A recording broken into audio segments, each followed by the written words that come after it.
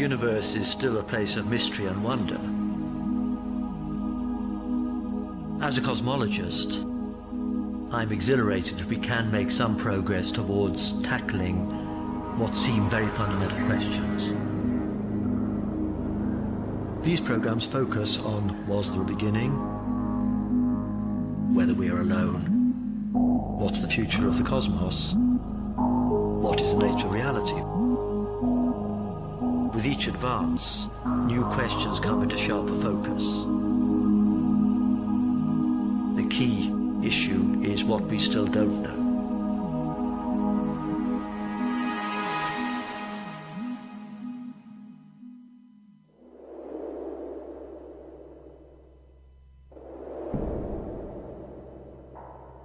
We have no idea how widespread intelligence is in the cosmos. From our present knowledge, the most complex things we know about in the universe are ourselves. In particular, our brains. What's remarkable is that atoms have assembled into entities which are somehow able to ponder their origins. We have always been fascinated by our existence. Of all the wonders of creation, life is the most mysterious.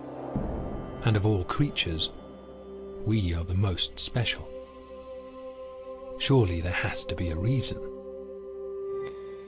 Religion offers a simple explanation. God created everything, and only God knows why we are here. Science came to a different conclusion. It found no evidence for a grand plan. Yet recent discoveries have made scientists think again. It seems ancient notions may be closer to the truth than science has ever imagined. Perhaps there is, after all, a creator, and creation may not be what we think it is.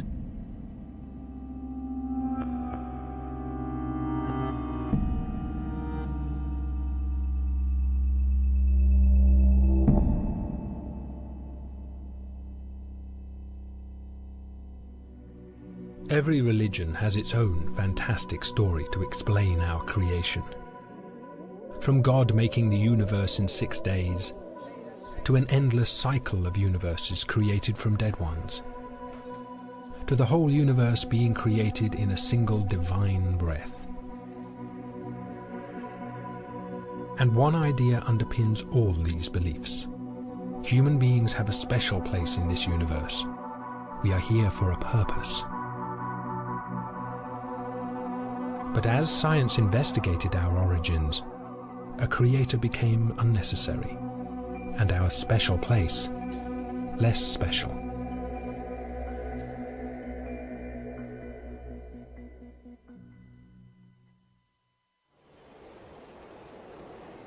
Historically, we humans have undergone a series of demotions, a series of blows to our ego. First, we sort of took for granted that everything was centered on us. Most religions and mythologies sort of reflect that. And then, of course, we realized that the world was much bigger than we thought. We realized that we're not the center of the universe, we're just living on a spinning ball, which is one planet among many, in a solar system among many, in a galaxy among many. So, you might think at that point we should all just commit collective suicide and depression. When cosmologists investigated our creation, they uncovered a process guided by the laws of physics. In the beginning, there was gas, made of simple atoms. Over time, stars transformed these elements into complex atoms. As these heavier atoms spread throughout the universe, they combined to create everything we can see. This whole process was driven not by a creator, but by fundamental physical laws, the laws of nature. Among these laws were values for the speed of light, the force of gravity, and the charge carried by electrons. The difference between the law of nature and the law of the land is that, no matter what your political persuasion is, we all obey them, whether we like it or not. There's no exceptions to the laws of nature. The precise values for the fundamental laws of nature were set at the very beginning of our universe, in the Big Bang. The rest was just mathematics. The Big Bang was, in a sense, rather simple. You can write down a rather short recipe. From that, you could, in principle, if you had a powerful enough computer, work out what would happen and end up with something rather like our universe. But could it really be that simple? Mathematics might explain how planets form, but not everything. Surely the evolution of life was still mysterious, still special. People think that mathematics is complicated. Mathematics is the simple bit. It's the stuff we can understand. It's cats that are complicated. I mean, what is it in those little molecules and stuff that make one cat behave differently to another, or that make a cat? How do you define a cat? I have no idea. Yet in 1970, John Conway showed that even though life may be baffling in its complexity, the complexity arises from simple rules. The evidence came from a game whose results were so unpredictable that they called it life. Life had the most basic of ingredients, a board with a grid of squares filled with counters. The fate of each counter was governed by rules. Unlike our universe, there were just 3. I had this idea that if you had simple rules, but not too simple, then probably complexity would just develop. We tinkered with the rules and played around and hoped something interesting would happen.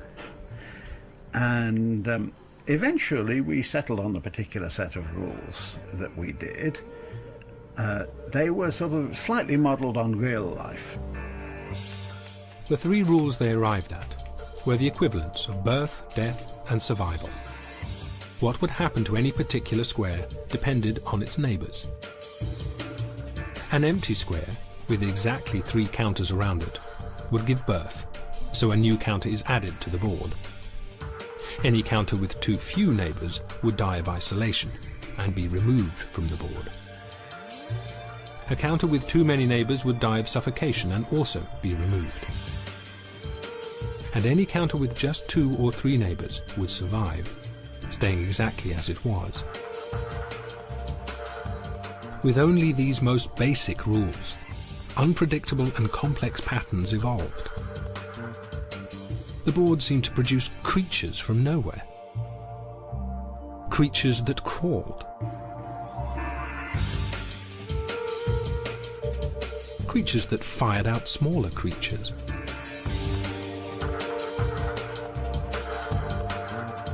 Pumps that looked like a primitive heart. Creatures that spewed out an endless chain of offspring. My little life game is surprising because from the simple rules one wouldn't expect to find things that move in a sort of purposive manner and surprise us. That's, I suppose, why we call it life. It mimics life to that tiny extent. Like a little mini-universe. Science dismantled the notion of life created with a purpose. In this rational universe, there's no need for a creator. There was no design in life, no design whatsoever. It behaves interestingly just as a consequence of random behavior.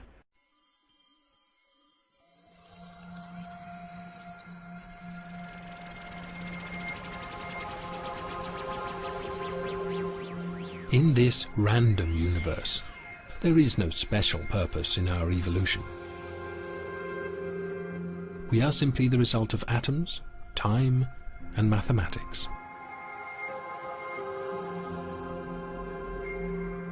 Yet some cosmologists still see a greater meaning in our existence. They do not agree that we are coincidental to the universe. The universe, they argue, is irrelevant without us. If you look at the cosmos, right, sure, we're small, but suppose there were no life in the universe. Wouldn't all this beautiful stuff out there be a complete waste if there were no one there to behold it? I think so. I think it's only life which gives any sort of meaning to the universe. And particularly if we turn out to be the only life in the observable universe.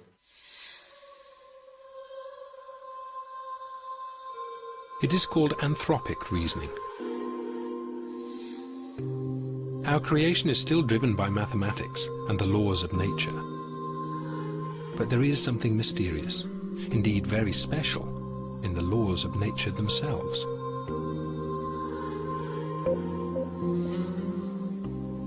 It looks in some respects as though our universe is rather special.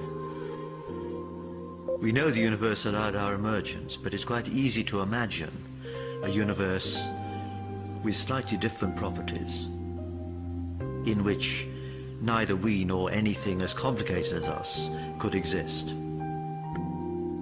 We can imagine, as it were, turning the knobs which were set up at the time of the Big Bang to determine how it expanded and what it was made of. And if we turn the knob very slightly, we find that we would end up with a universe that would not be so propitious for the emergence of life. Take gravity, perhaps the most familiar of the laws of nature. Its value determines how much things are attracted to each other. From us being stuck to the Earth circling our sun, to the stars held in place in remote galaxies billions of light years away. Just the tiniest adjustment to the value of gravity in a computer simulation of the Big Bang, and our universe doesn't emerge at all. For example, if gravity were very strong, then anything as big as us would get crushed. If there were no gravity at all, then no stars would be able to form because they're held together by gravity. No planets either. And the other laws are equally fine-tuned. Any slight adjustment to their value, and we would never exist. There is no known reason why these values should be set as they are, yet they do seem to be fine-tuned to allow our creation. To some of us, not all, to some of us, it looks like we have to live with the idea that the constants of nature, the laws of nature, everything that we know about, somehow was influenced by our own existence. This is something which physicists hate the idea of. Most physicists want the world to be controlled by pure mathematics, not by our own existence. Perhaps there is a rational explanation for why the laws of nature were set so precisely at the birth of our universe.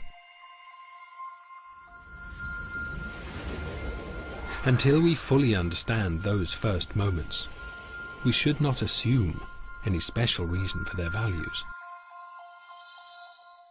When we trace cosmic history back towards the so-called Big Bang, as we get closer to the very beginning, we become more and more uncertain. That's because conditions then become more extreme. We lose our foothold in experiment because the conditions are more extreme than we can simulate or achieve in any experiment on Earth. So there are great uncertainties. For a while, mainstream cosmologists were content that once we understood better the underlying reason for the laws being set as they are, fine-tuning would no longer seem so mystical, and would once again fall within the realms of physics and mathematics. The general view of this, for most physicists, is that these fine-tunings are largely accidental, that the constants of nature are determined by some mathematical principles which have nothing whatever to do with our existence. Impersonal, mathematical, and we were just incredibly lucky that that mathematics happened to give rise to a universe with all this kind of fine-tuning, just precisely so. And so the anthropic principle existed as an interesting but eccentric theory. But then, quite unexpectedly, a completely new law of nature was discovered, and our universe relied on this law being so precisely tuned that it seemed no rational theory would ever explain it.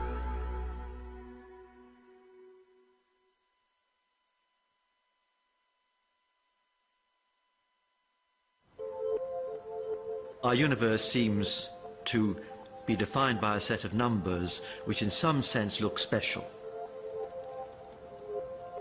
If we had different numbers, we would end up with a sterile universe. People react to this seeming coincidence in a number of ways. You could say it's the outcome of some kind of design or providence.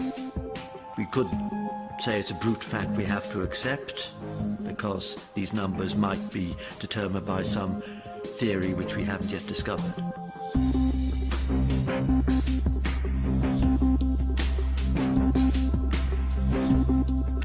For a while it was possible to believe that the laws of nature were not so precisely set as to require the hand of a creator.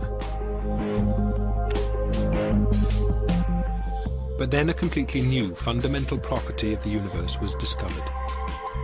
An anti-gravity force present in space itself. It is called the cosmological constant, and when cosmologists calculated its effect on the evolution of the universe, they realized it had to be very finely tuned indeed. The fine-tunings, how fine-tuned are they? Most of them are 1% sort of things. In other words, if a thing is 1% different, everything gets bad. And a physicist could say, maybe those are just luck. On the other hand, this cosmological constant is tuned to 1 part and 10 to the 120, 120 decimal places. Nobody thinks that's accidental. That is not a reasonable idea, that something is tuned to 120 decimal places just by accident. That's the most extreme example of fine-tuning. No force in the history of cosmology has ever been discovered to be that finely tuned. The cosmological constant needs to be set to 1 part in a trillion, trillion, trillion, trillion, trillion, trillion, trillion, trillion, trillion, trillion. Otherwise the universe would be so drastically different that it would be impossible for us to evolve. That the cosmological constant arrived at such a tiny value by chance seemed to be out of the question, but the alternative explanation was also impossible to contemplate. Physicists did not want to accept the idea that the laws of nature might be controlled by well, the benevolence of nature.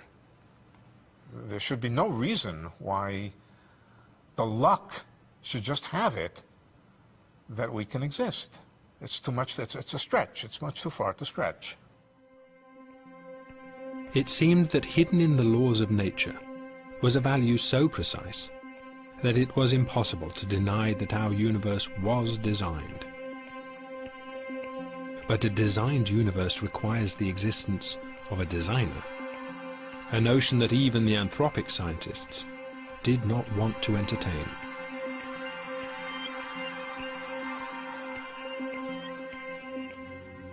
There's some people who love mystery and really enjoy not having all the answers. And then there are other people who fear mystery and uncertainty and just want to. They would be delighted if you give them a little book, you know, whether it be Mao's Little Red One or some particular religious book that says, here's all the answers, okay, now go off to work, don't worry about this anymore, it's all taken care of. Many people find a certain security and solace in that. The scientists were between a rock and a hard place. Their own discoveries were pointing them towards an intelligent designer. This is this dislike of mixing religion into physics. I think they were somewhat afraid that if it was admitted that the reason the world is the way it is has to do with our own existence, that could be hijacked by the creationists, by the intelligent designers. And of course, what they would say is, yes, we always told you so. There is a benevolent somebody way up high in the universe who created the universe exactly so that we could live. I think physicists shrank at the idea of getting involved in such things.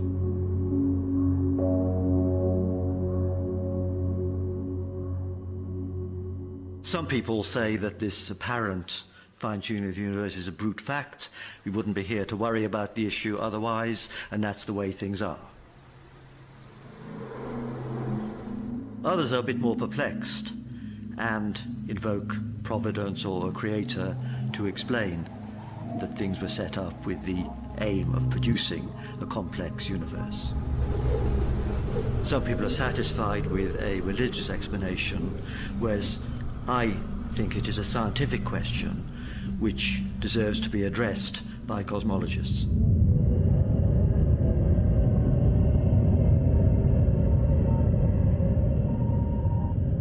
And cosmologists have found a solution to the fine-tuning problem.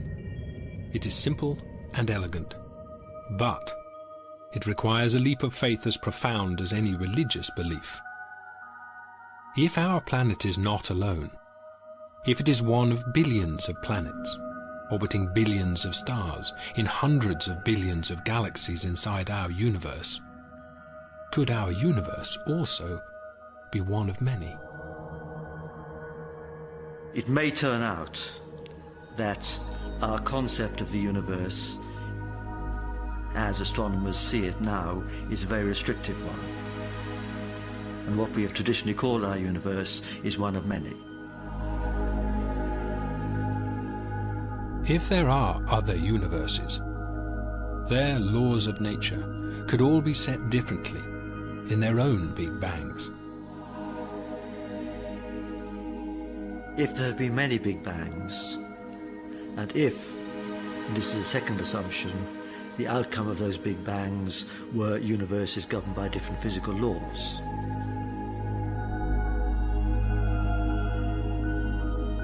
then we could imagine that there would be one universe governed by any particular law we care to envisage.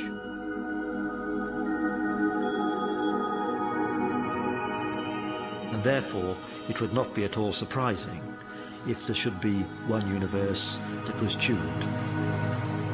If our laws of nature are only one set of values amongst a limitless possibility of others, then the fine-tuning of our universe once again falls within the laws of chance.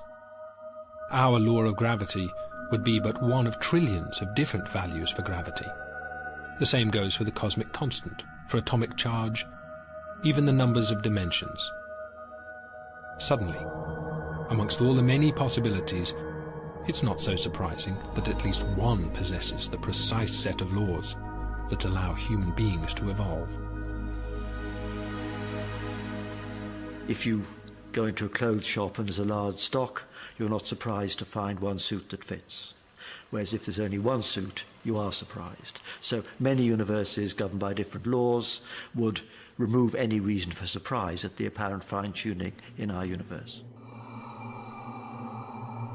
With one mighty intellectual bound, cosmologists could once again happily accept that our universe suited our existence precisely, without the need for a fine-tuner, a creator. Martin Rees coined a new word to describe the idea. If it turns out that there's more to reality than just our Big Bang, or the aftermath of our Big Bang, then we have to either redefine our universe or use another word And I've chosen the word multiverse to describe this whole ensemble of Big Bangs, this whole ensemble of universes. The concept of the multiverse saves the scientific universe at a stroke.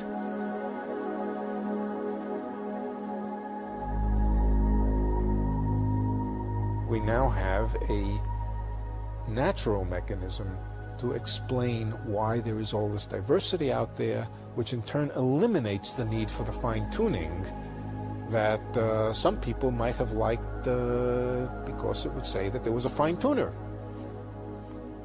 We don't need a fine-tuner.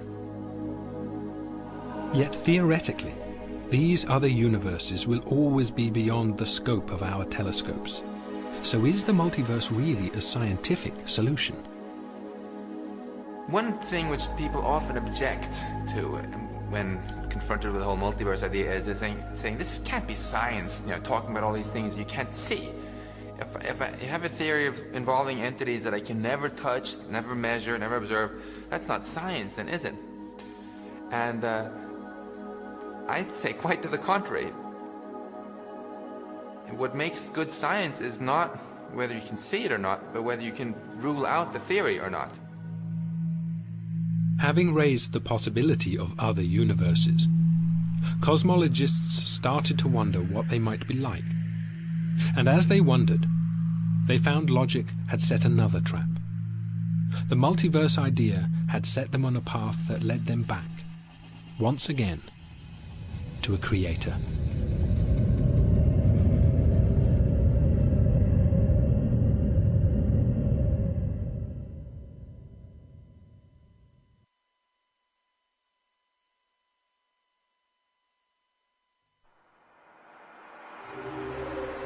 To avoid the conclusion that an intelligent force had had a hand in our creation, cosmologists invoked the principle of multiple universes.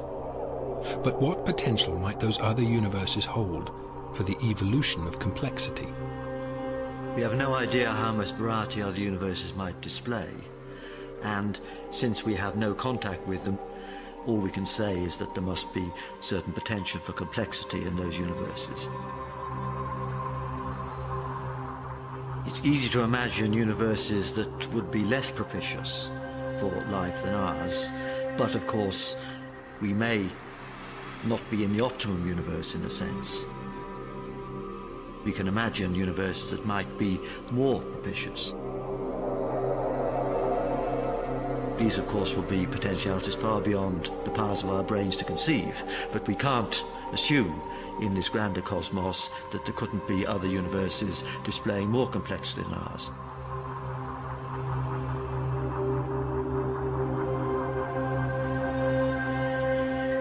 Although we are completely cut off from these other universes, it's not impossible that one day we might be able to prove their existence.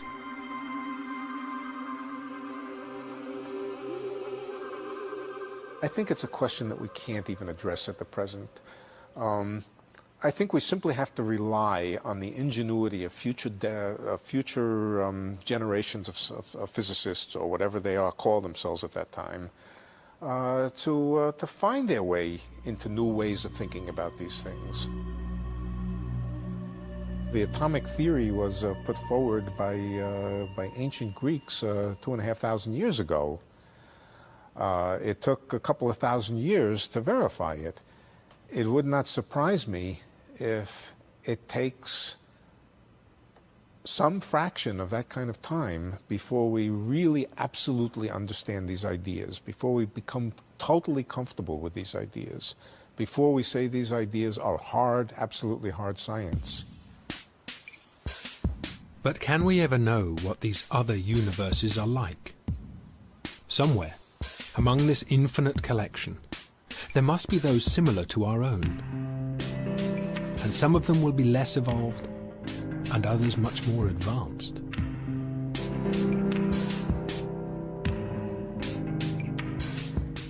We have some concept of how on Earth life has evolved and has from simple beginnings led to creatures like ourselves with at least a certain level of intelligence. There seems to have been a gradual increase in intelligence, and human beings at some stage surpassed other creatures, but we have no idea how inevitable that was. The 4 billion years of Darwinian evolution are now part of common culture.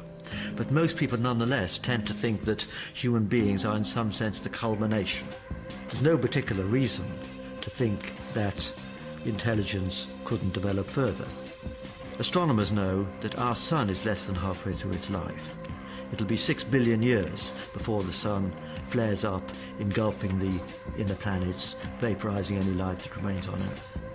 But any life that remains at that time won't be humans. It'll be life at least as different from us as we are from bacteria, because there's as much time for future evolution on Earth and beyond before the sun dies as there has been to get from the simplest organisms to us. So our future in this universe can tell us something about life in other more advanced universes. So what is the future for intelligence?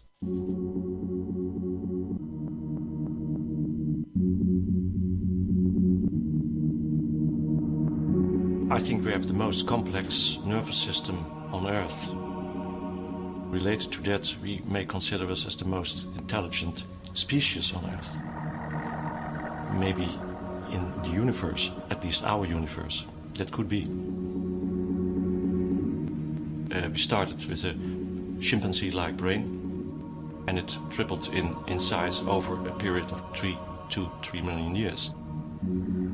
You might wonder whether there's any expansion possible. Michael Hofmann has studied the structure of our brain and asked, would a larger brain increase intelligence?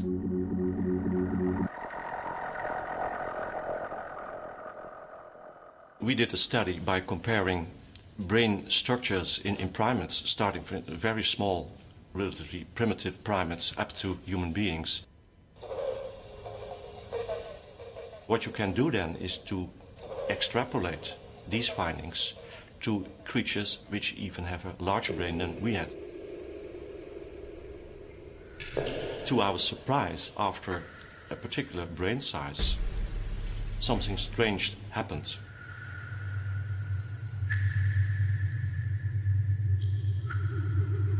There is some maximum in intelligence, in processing power, in cognitive abilities, but beyond that point, you find a decrease in number of structures in the brain. It will go along with a decrease in processing power and information processing, and therefore also with intelligence. It seems that as the organ of intelligence, the brain has reached its limit. If it becomes bigger, communication between the different parts of the brain slow down, and it actually becomes less efficient. So it can't hardly be better than we do it now. That's in fact the conclusion of all these calculations. We can't change the technology of our brain. In a way, we are prisoners of our ancestors a million years ago, as far as the evolution of the brain is concerned.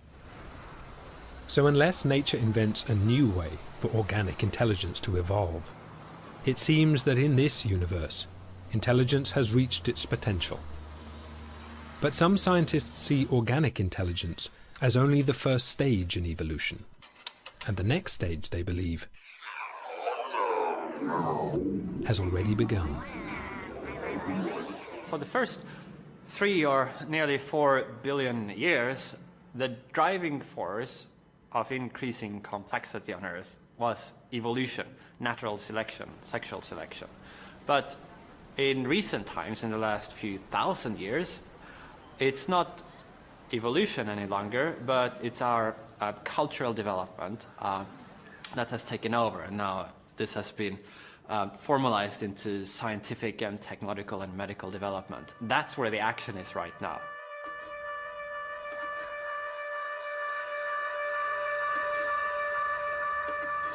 If we become more intelligent, it is because we will learn to use technology or maybe medicine to enhance our own intellectual capacities.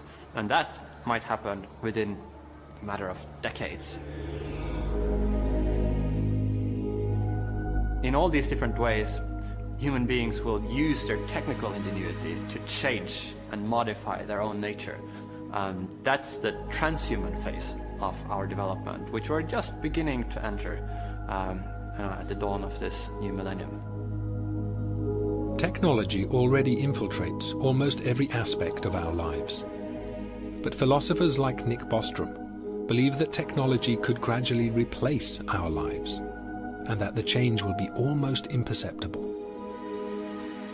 A lot of people might choose to change to a different medium, computational hardware medium, where you wouldn't suffer aging, where your processes of thinking could be speeded up enormously, where you could transport yourself at the speed of light as information pattern, where you could make copies, backup copies of yourselves. You would start by replacing a small bit of the brain, maybe a single nerve cell, with a computer processor that would do the same thing, and then you could replace larger and larger parts, and eventually you would consist of silicon. And that sounds really scary and bad, but if at no point in this process you noticed any difference, and if you ended up with just the same mental life as you had before, then you might think it doesn't really matter so much whether I'm made of silicon or carbon, what's inside my skull, or indeed whether I have a skull or my whole mental life is implemented on a computer. But what matters rather is what you think and feel and do and how you relate to others. Technology could take intelligence beyond the natural capacity of our biological brains. Through technology, our universe could evolve superintelligence. The concept of superintelligence roughly means any kind of intellect that vastly outstrips anything that's possible for humans to do. It wouldn't just be a really clever human. It would be a large, by a huge amount, superior to us. There wouldn't be a confusion about whether it really was very smart or not. It would be on a completely different level. We obviously can't conceive of what a superintelligence might be able to achieve any more than a dog can appreciate quantum mechanics. But we can at least quantify things by thinking about computers.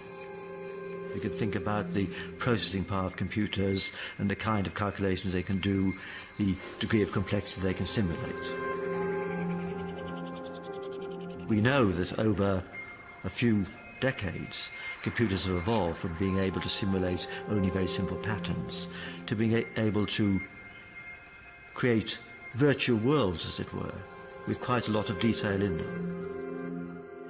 And if the computers in this new era are powerful enough, they will be able to simulate the events at the very start of our universe, to test the underlying principle that set our laws of nature so precisely, to play with the parameters of creation, to see what might evolve.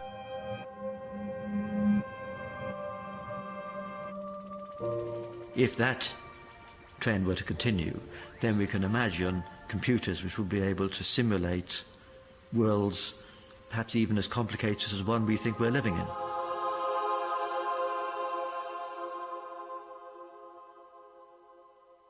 Of course, this raises a philosophical question: could we ourselves be in such a simulation? Could what we think is the universe be some sort of vault of heaven rather than a real thing? In a multiverse, there would almost certainly be beings that have evolved intelligence way beyond ours, with the power to run immensely complicated simulations. Our whole universe could be one of those simulations. So where does that leave us?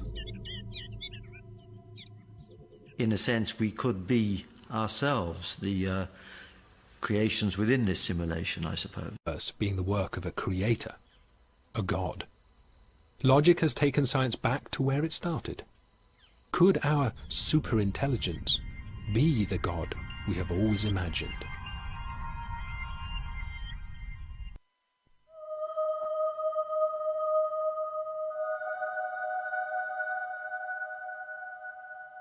Well, the simulation hypothesis, which is that we are currently living in a computer simulation, should be understood literally. It's not just in a metaphorical sense, whereby one could view the universe as a simulation, but literally we would be living in a simulation created by some advanced civilization in a computer that they have built in their universe.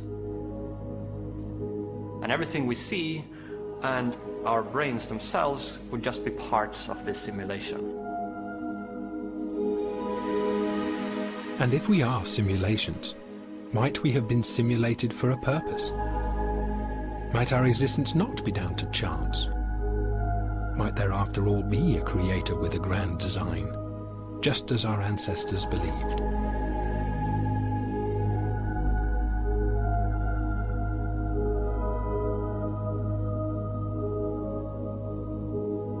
The simulation argument is based on empirical considerations about the levels of computing power that would be available to an advanced civilization. Of course, it couldn't even be conceptualized before we had the concept of a computer. So it's really only in the last several decades that the hypothesis could even be entertained. The creatures crawling across the board in the game of life are little more than blips of data. Nevertheless, they lend eerie support to the simulation hypothesis.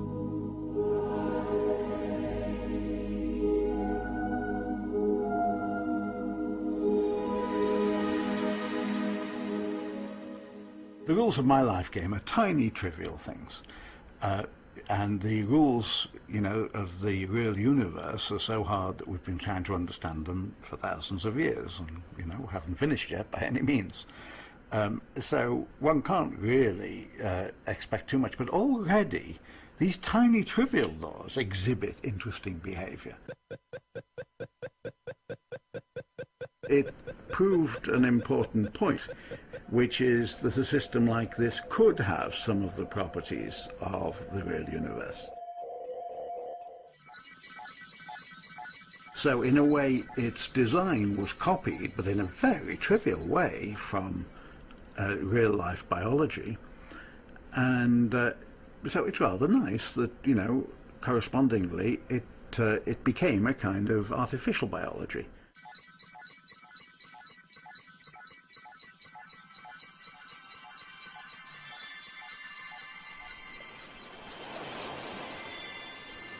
We can't be certain to what extent the actual laws governing the natural world are similar to those in the game of life.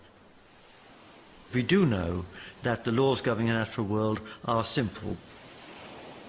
We can write them down in simple equations. We can program computers to simulate them. And from great simplicity, we derive immense complexity. And if our existence is inside a simulation, are we real at all? Speculations about the nature of reality and whether it might be an illusion or a dream goes back for hundreds of years or thousands of years. Philosophers have been pondering these questions. If we are in a simulation, does that mean that nothing is real? I think a better way of viewing it is that it would mean that reality is something slightly different than we thought. For most practical intents and purposes, you would still behave as you would do anyway. We have no reason to get depressed by sort of philosophical implications of these things, because, you know, the everyday aspects of life are always going to feel the same, regardless of whether we actually have free will or not, regardless of whether the universe is going to end in a big rip or a big crunch, you know. And I think for all the thinking we humans like to do about the big things, what really, really gets to us emotionally are the everyday little things. And they are what they are. If we are a simulation, then in the ways that matter to us, we are real enough. Whatever force has guided our creation, mathematical or intelligent, it has constructed from simple atoms a creature capable of thinking beyond the limits of physical investigation. These kinds of arguments show at the same time the limitations to the reach of the human intellect, in that we're discovering how our little corner of the world might indeed just be a small corner of a vastly bigger world than we never imagined. And that we might never, even in principle, be able to reach out and look at the other parts. And at the same time, these arguments also emphasize the astounding reach of the human intellect, in that we can begin to formulate theories and hypotheses that extend way beyond the world around us that we were evolved to cope with. How many lions entered the cave? Will it rain later this afternoon? What does that person think of me? These kind of very down-to-earth issues that our brain evolved, but it turns out that they can be used to begin to grapple with these fundamental questions of existence and the nature of the world. In searching for an alternative explanation to the religious accounts of our creation, cosmologists have uncovered a possibility that seems incredibly similar. An all-powerful, all-knowing, super-intelligent being. An entity whose motives are unfathomable and whose existence is unprovable. It's very important for us physicists to not dismiss ideas just because they are weird. Because if we did, we would have already dismissed atoms, black holes, and all sorts of other marvelous things. And actually, you know, when you ask a basic question about the nature of reality, you know, don't you expect an answer which is a bit weird? I think anything but weird would be a big letdown. And so frankly, I think, you know, let's just accept that the universe is weird and view that as part of its charm. There's no particular reason why our human brain should have evolved just far enough to be able to assimilate the deepest levels of reality. What is amazing is that we've been able to make so much sense as we have of the external world. I believe when the history of science is written, then what's been discovered about our universe in the last decade or two will be one of the most exciting chapters. But the key question, of course, is what we still don't know, and that is the challenge for the coming century.